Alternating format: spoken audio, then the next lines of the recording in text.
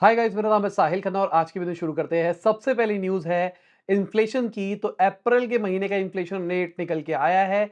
11 महीने लो के ऊपर पहुंच गया है, 4.83% के ऊपर पहुंच गया है। अगर हम मार्च से कंपेयर करके चले तो भाई 4.85% था, थोड़ा सा घटता हुआ दिखाई दिया है।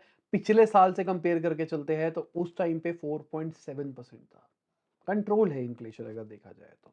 अगर हम एग्स, मीट, स्पाइसेस, सीरियल इन सब की बात करके चले, ये सब सस्ते होते हुए हमको दिखाई दिए, बट फ्रूट्स, वेजिटेबल, पल्सेस महंगी होती हुई दिखाई दी है। अगर हम उड़ीसा की बात करके चले तो सबसे ज्यादा हाईएस्ट इन्फ्लेशन वहां दिखाई दिया है, 7.11। दिल्ली की बात करके चले तो 2.17% ही खाली इन्फ्लेशन दिखाई दिया है। और एवरेज से ज्यादा वाले अगर स्टेट्स की बात करके चले तो आंध्र प्रदेश हो गया, राजस्थान हो गया, तमिलनाडु हो गया, तेलंगाना, यूपी, असम, बिहार, छत्तीसगढ़ जैसी जगहें हैं। अगर हम मई के महीने की बात करके चले तो कहा जा रहा है 5% के आसपास इन्फ्लेशन हमको दिखाई दे सकता है। अगर हम आम की बात करके चले तो भाई उनके शेयर प्राइसेस 8% बढ़ते हुए दिखाई दिए है, क्योंकि उन्होंने अनाउंस किया है 2025 तक वो अपनी खुद की एआई चिप बनाएंगे। और ये तहलका मचने वाला है। अभी के टाइम पे सबके सब एआई की तरफ भाग रहे हैं और एआई के पीछे का जो बैकएंड है वो सर्वर है। और वो सर्वर आर्म से ही बन रहा है, मतलब वो आर्म से ही बनेगा आने वाले टाइम के अंदर। और आर्म खुद से चिप बनाएगा तो मजा आ जाएगा।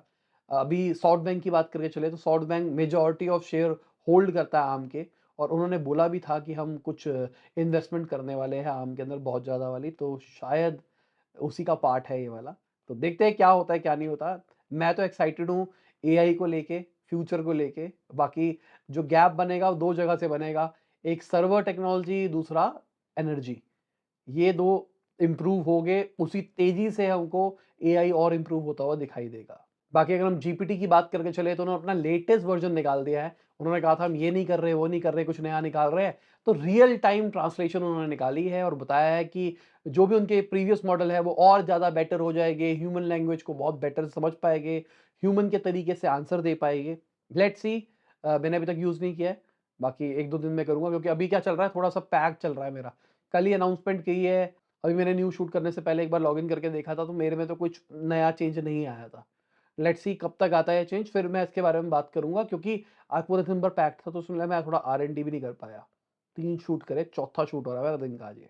बाकी अगर हम मेटा की बात करके चले तो वो अपने ईयरबड्स निकाल सकते हैं जिसके अंदर कैमरा होगा और एआई भी होगा। मतलब वो देख भी सकेगा, आपको सुना भी सकेगा, आपकी बात को सुन भी सकेगा और बहुत कन्वीनिएंट भी रहेगा। अभी कुछ टाइम पहले इन्होंने रेबन के साथ में कोलैबोरेट करके चश्मे निकाले थे, जो अगेन इस टाइप के थे, जो देख भी सकते थे, बोल भी सकते, सब कुछ कर सकते थे। मुझे लगता है चश्मे तो थोड़ा-सा वो है, अ, कई लोग पहनना पसंद करते हैं, कई लोग नहीं करते। और ईयरबड एक नेक्स्ट चीज़ हो सकती है, अगर हम वियरेबल की बात करके चलें। सब के सब लोग ना अभी वियरेबल के अंदर अपना एआई लाने की कोशिश कर रहे हैं, क्योंकि फ्यूचर सबको समझ में आ रहा है एआई है और जहाँ पे इंटीग्रेट कर सको वहाँ कर दो। अगली खबर गेम स्टॉप्स की है, उनके स्टॉक प्राइसेस 90% बढ़ते हुए दिखाई दिए हैं। शॉर्ट सेलर्स को $1 बिलियन से ऊपर का लॉस हुआ है। मतलब सबने सोचा था कि घटेंगे घटेंगे, अचानक ही शेयर प्राइस बढ़ते हुए दिखाई दिए है। 94% मार्केट बढ़ती हुई दिखाई दी, क्योंकि इन्फ्लुएंसर ने इसके बारे में शेयर किया। और भाई एक दिखाई दे रहा है कि इन्फ्लुएंसिंग पावर कितनी बड़ी है। समझाने की कोशिश करता हूँ। एलॉन मस्क है। एलॉन मस्क टेस्ला के शेयर्स को मैनिपुलेट कर पा रहे थे, क्रिप्टो को मैनिपुलेट कर पा रहे थे। कोविड के आसपास की अगर हम बात करके चले तो वो बोलते थे ये हो रहा है, ये हो रहा है। लोगों को लगता है वो ये कर रहे हैं और उस चक्कर में शेयर प्राइसेस, क्रिप्टो के प्राइसेस बढ़ते थे। तो एक फाउंडर अगर इन्फ्लुएंसर बन जाता है तो इससे बड़ी कोई चीज़ नहीं है। और फ्यूचर में मतलब मैं सभी फाउंडर्स को रिकमेंड करूंगा कि कंटेंट क्रिएशन में घुसो। नेक्स्ट गेम, नेक्स्ट बिजनेस यही बनेगा, क्योंकि आपका कैक घटता हुआ दिखाई देगा अगर आप कंटेंट क्रिएटर बनते हो तो। बाकी अगर जोमेटो की बात करके चले तो जोमेटो को जो एवरीडे है वो बेंगलुरु, मुंबई में वो टेस्ट होने वाला है। 89 रुपीज लेते हैं होम कुक्ड मील के लिए और आपको डिलीवर कर देते हैं। प्राइस मतलब प्राइस बहुत बढ़िया है। होम कुक्ड मिल जा रहा है, पर कहानी ये है कि पीछे से कैसे आ रहा है। क्या एक्चुअली होम कुक्ड प्रोडक्ट पहुंच रहे हैं, या फिर उसको एक बिजनेस मॉडल टाइप रन करा जा रहा है, एक क्लाउड किचन टाइप रन करके किया जा रहा है। ये सवाल है ना, सबसे बड़ा सवाल ये है। होम कुक्ड सिंपल सी बात, अगर किसी की मम्मी बना के भेज रही है, मतलब असली वाला होम कुक्ड हो रहा है, तो वो लोग ज़्यादा सप्लाई नहीं कर सकते। वो 8-10 बंदों को ही सप्लाई कर पाएँगे। बट अगर एक जगह से 100, 200, 500 लोगों का खाना जा रहा है, तो वो होम कुक्ड कैटेगरी में तो नहीं कहूँगा, उसको मैं प्रॉपर किचन की कैटेगरी का कहूँगा। आप ये कह सकते हो कि आपको दाल मिलेगी, ये मिलेगा, आपको उस टाइप का स्टाइल खाना मिलेगा। बट आप उसको शायद ये नहीं कह सकते कि वो एक्चुअली होम कुक्ड है, वो एक प्रोफेशनल किचन कुक्ड है। अब कई लोगों को ये बात समझ में नहीं आ रही होगी, देखो समझो। होम कुक्ड में क्या होता है, जैसे अगर हमारे घर में खाना बनता है तो हमारे घर में मम्मी या आपकी अगर वाइफ है तो वो ढंग से सब्जियां लेके आती है, टमाटर देखे जाते हैं, हर चीज़ देखी जाती है, क्योंकि आपको कम क्वांटिटी बनानी होती है तो आप आराम से काटते हो, आराम से भूनते हो और आराम से चीज़ को बनाते हो। पर जैसे ही आप स्केल पे पहुंच जाते हो ना, तो आप ना क्वालिटी को थोड़ा ऊपर नीचे कर लेते हो। आप टमाटर देखो, सिंपल सी बात, आपको पहले 4 टमाटर काटने थे, अब आपको 400 टमाटर काटने हैं, तो आप स्केल के ऊपर करते हो। तो आप इसके लिए जुगाड़ बना लेते हो, आप इसके लिए लड़के रख लेते हो, टमाटर गले हुए भी होते हैं, आपको उतना फ़र्क नहीं पड़ता। ये प्रॉब्लम आती है एट स्केल। अगली खबर सॉफ्टबैंक की है, तो उनके अगर विज़न फंड की बात करके चले, 2021 से पहली बार उन्होंने प्रॉफ़िट दिखाया है। तकरीबन $4.64 बिलियन का प्रॉफ़िट दिखाया गया है। अगर हम ओवरऑल बात करके चले, जो सॉफ्टबैंक का विज़न फंड 1 है, उसने $16.7 बिलियन गेन करके दिया है। अगर इंसेप्शन की बात करके चले, जब से शुरू हुआ है तब से, मतलब $89.6 बिलियन उसके इन्वेस्ट हुए हैं और $106.3 बिलियन की इन्वेस्टमेंट पहुंची है। अगर इनके विजन फंड 2 की बात करके चले, वो भी अच्छा खासा ओवरऑल प्रॉफिट कमा के दे रहा है, बट अभी करेंटली लॉस किया है, बट ओवरऑल वो भी प्रॉफिट कमा के दे रहा है। अगर हम पीवीआर आइनॉक्स की बात करके चले, उनका क्वार्टर 4 का रिजल्ट आ गया है, 130 करोड़ का उन्होंने लॉस किया है। अगर क्वार्टर 3 से कंपेयर किया जाए तो 13 करोड़ का प्रॉफिट किया था, आप सीधा लॉस में पहुंच रहे हो। रेवेन्यू बढ़ता हुआ दिखाई दिया है, फाइनेंशियल ईयर 24 की अगर बात करके चले, 6107 करोड़ के ऊपर रेवेन्यू पहुंचा है, जो कि फाइनेंशियल ईयर 23 के अंदर 3751 करोड़ का था। अगर इनके एवरेज टिकट प्राइस की बात करके चले तो 233 रुपीज एवरेज टिकट प्राइस रहा है, और फूड एंड ब्रेवरेज से 129 रुपीज पर हेड एवरेज मिला है।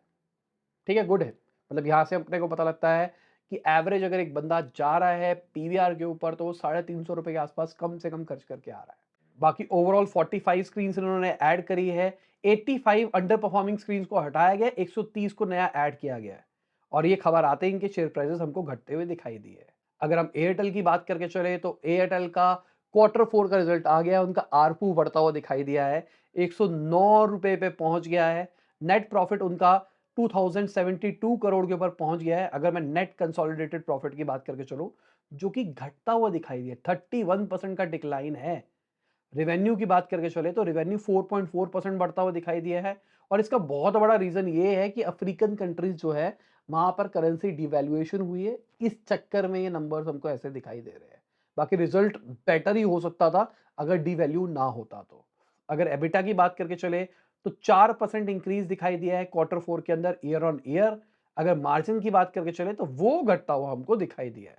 बाकी ओवरऑल सबसे अच्छी चीज ये है, इनका आरपू बढ़ा है, मतलब एवरेज एक यूजर से कितना कमा रहे हैं। पहले 193 रुपीज कमाया करते थे, और अभी 209 रुपए ये कमा रहे हैं।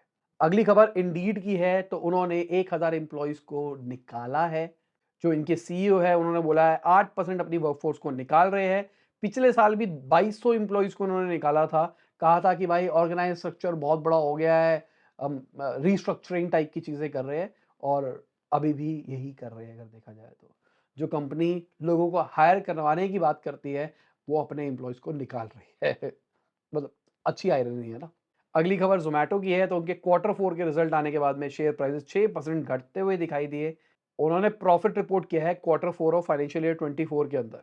नंबर पॉइंट ऑफ व्यू से अगर देखा जाए तो ओवरऑल रिजल्ट ठीक आया, बट शेयर प्राइसेस घटते हुए दिखाई दिए। कहा जा रहा है कि भाई इन्वेस्टर्स ने अपने प्रॉफिट बुकिंग करी है, इस चक्कर में ऐसा हमको शायद दिखाई दिया है।